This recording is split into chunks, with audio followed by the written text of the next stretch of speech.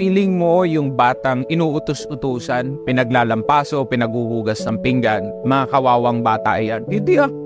Alam mo natututunan ng mga batang yan? Obedience. Alam mo natututunan yan? Maging maliksi, maging malakas. Ang tunay na kawawa is yung mga batang binibaby. Kasi yung batang binaby, mga lampa. Mga batang binaby, mga iyakin yan. Mga walang alam gawin sa mundo. Paglabas niyan sa puder ng kanilang magulang, sasabihin ko sa ito yung mga batang to, mga batugan, tignan mo. Mapagalitan lang ng boss, iiyak yan, tapos magre-resign. Gusto mo ba ganun ang anak mo? O, kung gusto mong umasenso yung anak mo, bigyan mo ng gawaing bahay. Matinding pundasyon yan para makatikim ng tunay na buhay yung batang yan. Mamili ka, malakas na bata or mahina. O ikaw, kapwa magulang ko, ikaw ang pipili niyan. Babyhin mo, lampay ang anak mo.